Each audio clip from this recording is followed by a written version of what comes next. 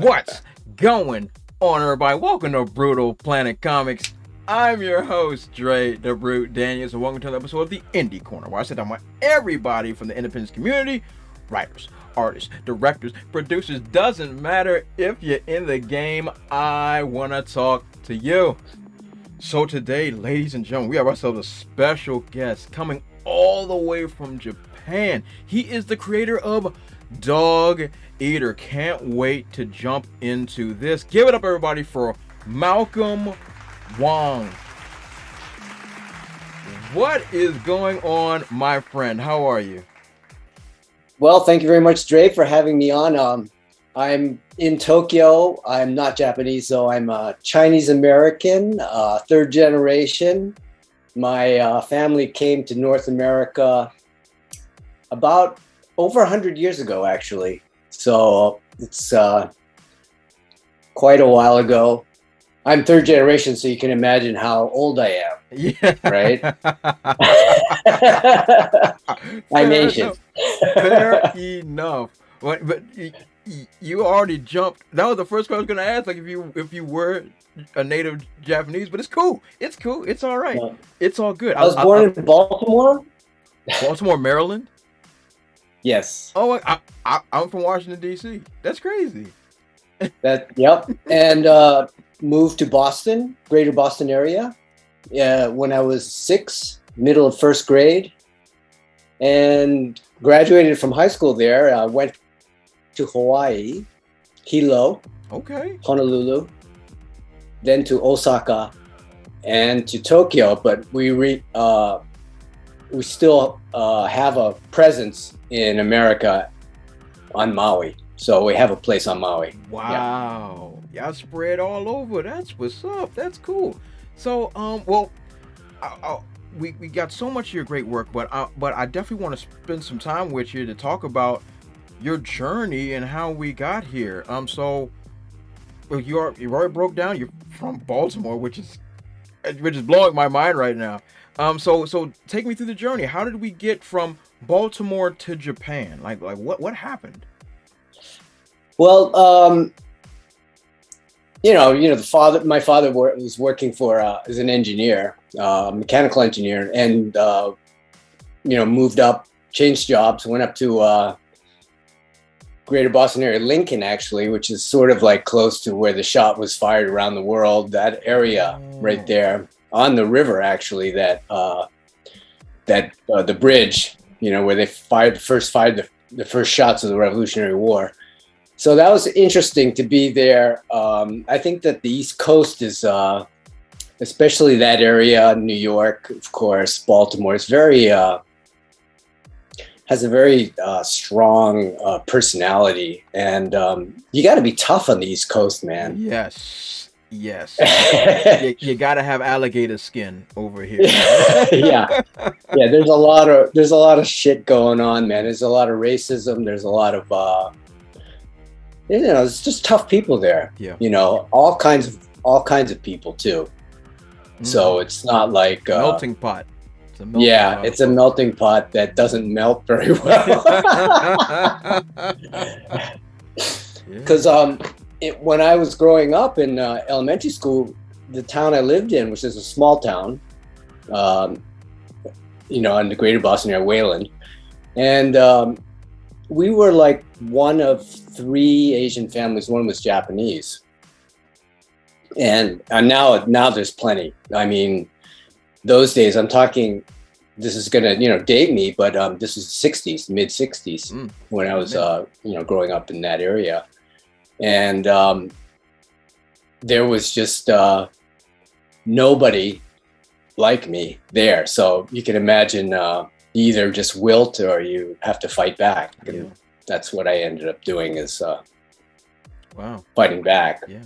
Yeah, and that makes sense. It was like you predate me a few years, but the principle remains the same. Especially being someone that may be easily singled out, especially growing up during that time period. It could definitely be tough. So when you're over here in like Boston, if you're pretty much from New York, to about Virginia. It's pretty much that type of environment, straight up and down, pretty much. So you went from so while you were in Boston, then where did you end up moving to? Well, what was really interesting was like when I was graduating high school, that's when Enter the Dragon came out. 70s, cool, gotcha. Yeah, early 70s. And I went to UMass Amherst, and that's where I started doing some martial arts. And I was really, we're talking about just the end of the Vietnam War. Really the sort of the end of definitely the end of the 60s and 70s, right? So that feeling of sort of peace, love with the respect that Asians were starting to get because of Bruce Lee, which was amazing, and my first martial arts teacher was Black. And actually the dojo that he was in, one of the instructors was in Enter the Dragon in the New York scene. In the New York scene, when they go to the dojo and Clarence Williams comes in, and Thomas LaPuppet actually was his name. Wow, that was really cool. And then I spent 2 years there, and then I went to Hilo College, which is on the Big Island, which is where the volcanic activity is. And then from there, I went to Honolulu and finished with a master's degree in fine art, sculpture. I was a glass blower. Me and my wife love watching those shows. Blown Away? Yeah, that's the one. That's the one. I was like, I said, baby, look at that show. How they shaping it and all that with the heated glove, and they shaping it, and I'm like, this is blowing my skull. Like, this is crazy. So you can do all that stuff, Malcolm. You could do all that stuff from like Blown Away. Can you do all that stuff? Well, they're good. They're doing it now.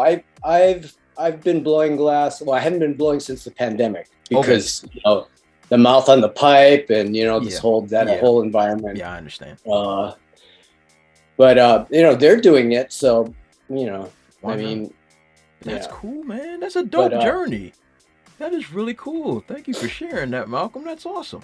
So you got all this life experience. You get your degree in the finest of arts, glass working. Awesome. So how did you get exposed to the comic industry?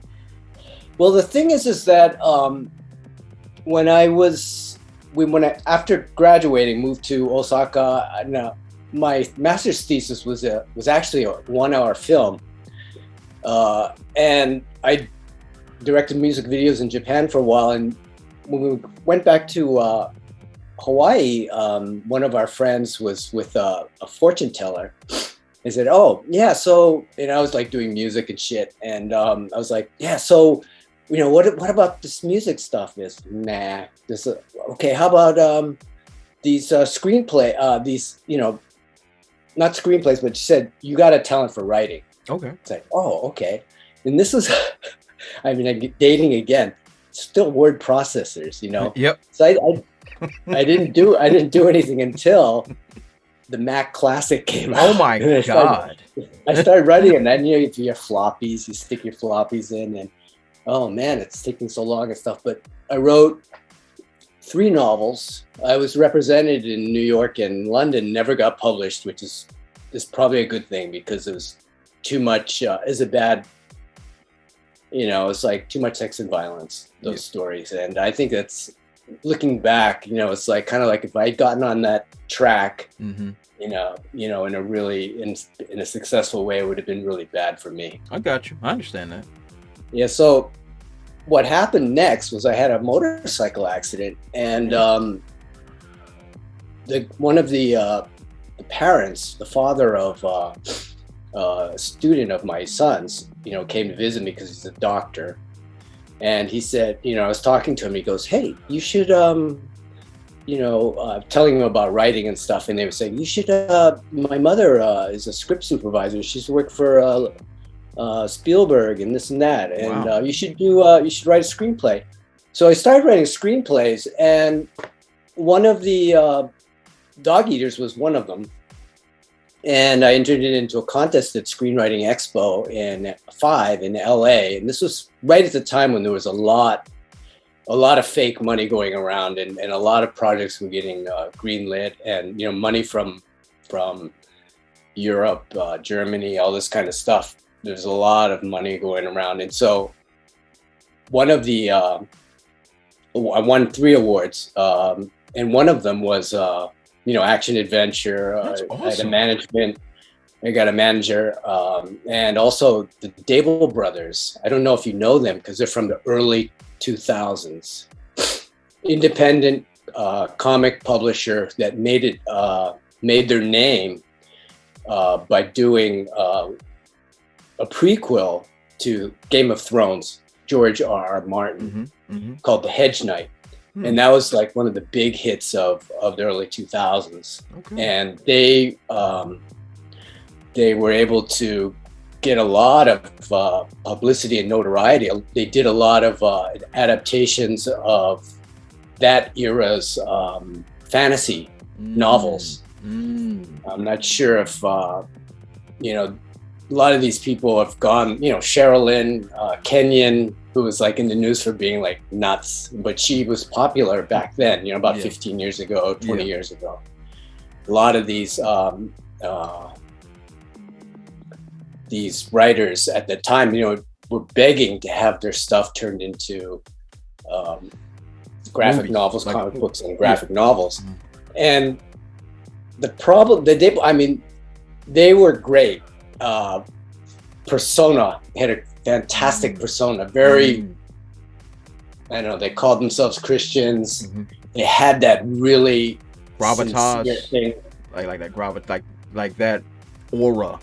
They had this thing going on, but the problem is they never paid. See, so that's what happened with George R.R. Martin. Is like, and so when I won this award, it was like, yeah, man, this is going to be great. It's going to be a movie. It's gonna, you know what I mean? It's kind of like, no, it's not.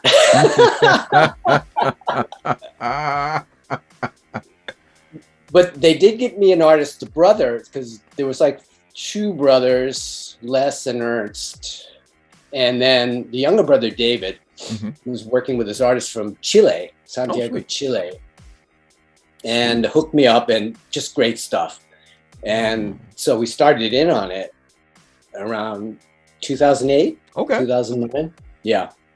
Okay, and he did 10 pages of roughs, pencils, and about that time, because at that time there was it was forums. It wasn't like social media and stuff. Yes. Oh my God. Yeah. Before everything, it's forums. So people are writing in, talking, and it's like chat rooms a bit, more or less. And then getting into, just hearing some bad stories, like, hey, these guys do not pay. They do not pay. So I told Guillermo Angel, who is the artist, invoice them after, you did 10 pages, invoice them, see what happens. Yes. He invoiced them, nothing happened. Invoiced them, nothing. And then I told Les, okay, I'm going to take over the production. I'm going to pay for it. I'm going to retain all the rights. And so that's how we went on from there. And so I covered everything. Good. So I produced, self-produced, created, and whatever. And, it's a sad story for the Dable brothers. It's an interesting thing. I've written about it in the afterword, in the whole process, the whole agonizing process of getting this thing made, in the afterword of the graphic novel, which you can get on NE One World. It's the letter NE1 and World. And it's based out of ASAP, NE One World. It's based out of the UK. And and I was turned on to them by Lance Lucero. And I tell you, this is like the 5th iteration of Dog Eaters. It's been crazy trying to get it done. I mean, it went from Dable Brothers, and they got bought. They had an agreement with Marvel, and I'm thinking, whoa, Marvel, but licensed, as an independent creator, it's actually separate from all this major stuff. Yes, it is. Even when they belong to, even if they're a part of like a large Bigger world, bigger genre, like the publishing genre. Yeah. Yeah. Yeah. So like and the whole thing about being independent is you're nobody. Yep. That's the reality. Yep. Yeah. You're absolutely nobody. You're worse than, you're nothing. Yeah. You're absolutely nothing.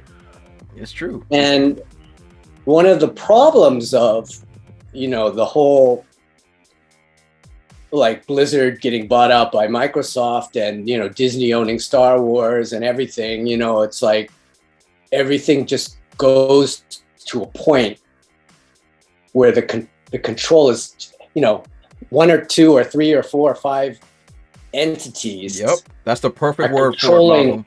Yes, the perfect word. Controlling everything. Yeah. Mm-hmm. It's the tip of the pyramid. Not only is it media, entertainment, music, it's also manufacturing. It's everything. Yep. News. It's life. Yeah. Yep. It's like it controls it all. It's globalization. Yeah. It's fucked up. Yeah. Pretty much from start to finish. But thank you for breaking all that down for us. I love hearing that. I love hearing everybody else's experience with it, because I could not relate more to what you were saying. Because as an independent creator myself, because for me, I do everything for my comics except the art. If I was doing art, there will be stick figures, without question. 100% stick figures. The story will be amazing, but you're gonna get some stick figures, baby. But I outsource my the art to my artist Federico. He's from Argentina. He's one of the best independent artists in the game right now, and I'm actually able to help him with some other creators to work with him and stuff, and which is why I love to do what I do. I made it my business because he had similar experiences in the past when he was trying to break into, like when he was doing stuff for Europe and other things, like people were stiffing him. I said, listen, brother, you ain't got to worry about none of that. I said, look, I'm gonna make an ironclad contract right here, right now. So not only does it hold you accountable, it holds me accountable. So that everybody, get, like, you should be paid for your work. We shouldn't be no, like, oh, stiff. No, I hate that. Hey, that gets right into my craw, because I've been there before. I've tasted that salt. I've tasted it, and it is bitter. I tell you, it's bitter. And to see that you were able to take control of your situation the way you did, chef's kiss. Definitely, that's because I think that's the way business is supposed to be handled. Especially if you're independent, because like you said, we're nobodies. We're nobodies, but this is our opportunity to bring something new to the table and to show our worth. And I think you did it flawlessly. It's done excellently. The thing about artists too is they're so exploited. I was just reading something on I guess it was Facebook. One of these they're DC and Marvel artists, but they're saying that oh no, actually it was Dave Campiti of Glass House Graphics. Okay. Glass House, yeah. He represents artists and colorists and stuff. And actually he hooked me up with the first colorists. Sweet. Dave Campiti, Glass House Graphics. And he was saying that on the contract for Disney, was it Disney or Marvel or no? Yeah, it was Disney for doing the animation or whatever. Even their concept drawings, whatever it is, that on the contract says they can't even resell the work. Oh. The original work, which is like when you go to Comic Cons, like San Diego, New York, or even the smaller ones, you have the Artist Alley, and the work that has been done and reproduced as a comic book, the artists can sell it. It's their art. Yeah. I mean the original art, like. Yeah. The stuff back here is Ernie Chan's, the Conan. He did some Conan stuff. Exactly. He sells it, what, $200 or whatever it is, $100, $80, whatever it is, that's how they supplement their life as as a comic artist, those guys are so exploited. And then I heard that on the back of the check that some of these people send, there's a legal line saying that you can't resell the art or something. So either you can't cash the check or you can't sell the art. That's something criminal. like that. Just like corporations. Like what's crazy is that these corporations, I mean, I think William Gibson, was really accurate with not necessarily the technical stuff for the future, but the fact that corporations would take over basically. And, nowadays they don't have their own armies, but you can just hire Blackwater for, gigs, Yep. That's the only and thing. then also too, they're lobbying for getting certain like privileges. benefits. Yeah, like privileges. For going into foreign countries, Yeah. and then using American soldiers to do that. So taxpayers are paying for that. Yep. That's it. It's crazy. Yeah, it's absolutely insane when you really start thinking. It's absolutely mind blowing. Like the corporations have more power than presidents and governors and senators and stuff like that. It's really They're paying them. They're paying those exactly. people. They're on they're getting that little slipping that money their way. It's crazy. It's wild. But Malcolm, that's great, man. That's great. So let's transition just a tad bit. Let's talk about this great work you got going here. Let's talk about Dog Eater for a hot second. Where did this idea come from? Break it down for me, brother, because first of all, I love the art style. It looks amazing. So where'd you come up with this idea? Well, when I started to write Dog Eaters, it was like, this is the time of like, the current, what was happening then. I mean, it's worse now, but it was like totally disgusting what was going on in the US. It's like the addictive preoccupation with celebrity and the political incompetence and the arrogance and just, the wars are going on and disregard for the environment. I mean, it's the same now but worse as then. And so I started to just think about what would happen when this current incarnation of Rome burns down and bring down the rest of the world in kind of a chain reaction, because everything is so connected. Economic collapse, war, disease. I mean, look what's happening now. Famine, culminating in a die-off. So after this dark age, who would rise out of the ashes of this destruction? Who would survive in the US Southwest? And so basically it's kind of like a Western. It's kind of like, I got that vibe. Yeah. And then in that same way, it's kind of like Mad Max, because it's, Southwest is a desert kind of orientation, but it's a family story too. It's a clan. It's the Black Dog clan. And they're making their way down the trade route between the casino cities on the way to the Gulf, where they're going to put up, make their own establishment. It's 175 years after the die-off. So what we're seeing is civilization is starting to coalesce. It's like, it's not like, it's happened. It's 175 years. Because time has already passed. So like you said, so we're getting into Mad Max-esque territory, more or less. Not directly, but as far as like an inspiration, more or less, into that ilk. Yeah, I wasn't thinking inspiration, but it's parallel. It's a parallel thing. This is written before Fury Road, So Mad Max was like, what was that? 90s, 80s, 80s. Mel Gibson's one. Was 80s. Mel Gibson. Yeah, the first three. Yeah, 80s. So it was kind of like. So it was before Fury Road, but it has those elements and those kind of vehicles and everything like that. Yeah. Okay. So I saw like a really cool group of clanmen and all that stuff, and how the art and all the direction looks really good. So are we, as the audience, are we following one particular protagonist in this one, or are we just following like the entire clan as the protagonist of the story? Well, it opens, yeah, with the clan coming across an ambush. This northerner who's on a quest has been ambushed by the roaches, and he's wounded, but he initially they're gonna kill him too. But they take him in. The daughter takes him in, and they kind of go along, and then they kind of break up, and then it's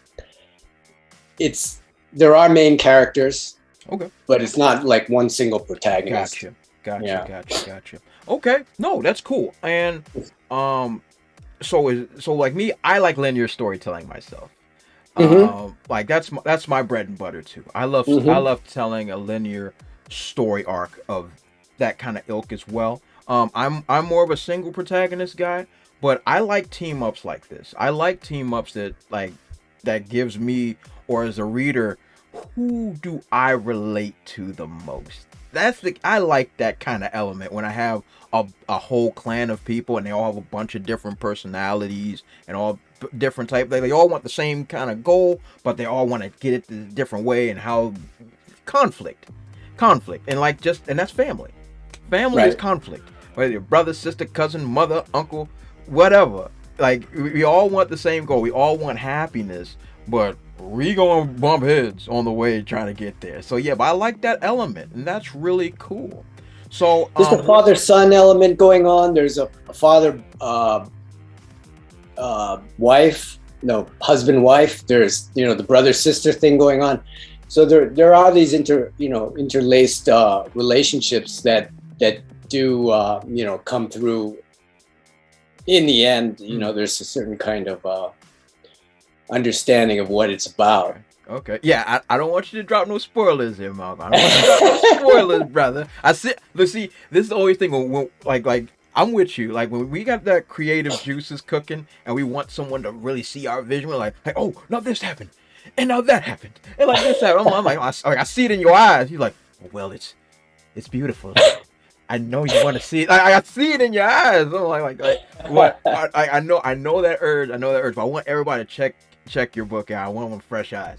But without giving us spoilers, Malcolm, what kind of arc are we looking at? Are we looking at not necessarily a hero's journey? Is this more like a survival story arc? Is this like a post-apocalyptic story arc? Like what kind of story are we playing with here?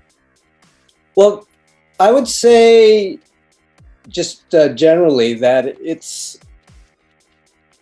a story from going from nomadic life to more of a settled life. Okay. And this is kind of an interesting thing because nomads are hunter-gatherers, basically.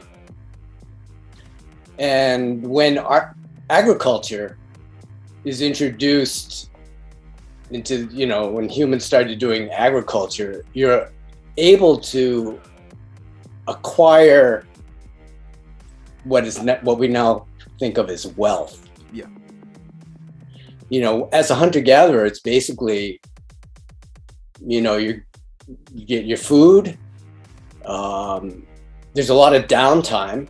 If you get a buffalo or a bison or a mammoth, you're eating for weeks, and then you're just preparing it, and you're doing your, there's culture because you're making things. There's a lot of downtime. I think there's more downtime for hunter-gatherers than there are for us. Yeah, I'll agree. We don't have downtime really. Yeah. Who you telling? When do I get to sleep? When do I get to sleep? What is that? So what do you do with that downtime? You're maybe making music. You're doing spiritual things. You're going to different dimensions with ceremony and sacrament. Those kind of things. Absolutely. It's different, totally different. Now, this material life that we have now it's all about, I don't even know what it's all about, man. What are we doing? I see. I see. So this one, nomadic to settled. I like that. That's kind. It reminds me. Just one thing that came to my head.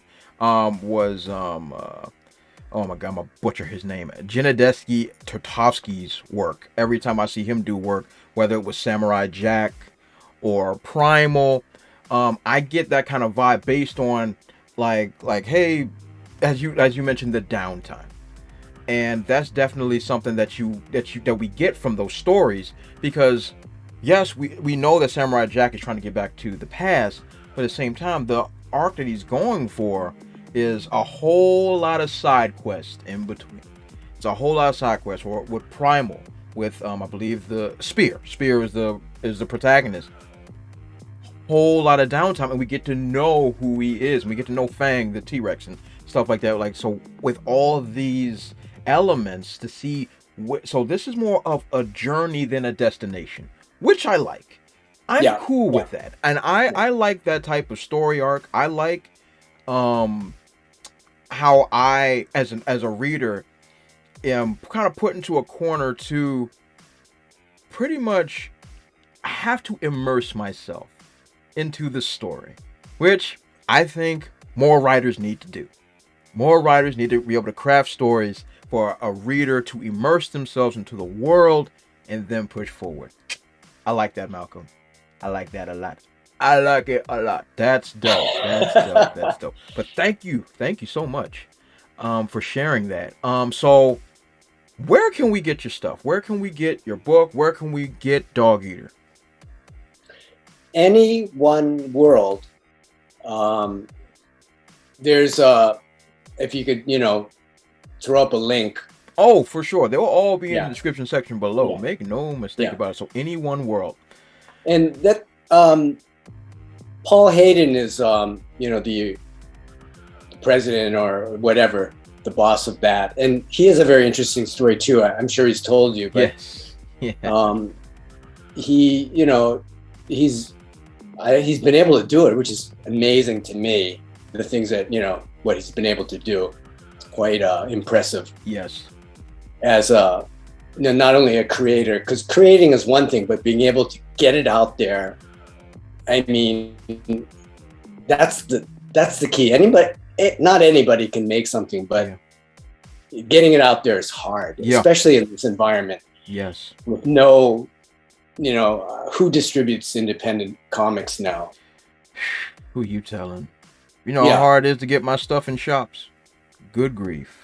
Good grief. Yeah. But any one world, yes. So definitely I will be leaving a link to that in the description section below. I want everybody, check out Dog Eater. Support my boy Malcolm. He is doing the Lord's work. He is doing excellent work. We gotta support this type of creative journey. And all that wonderful stuff, because this is where great stories come from.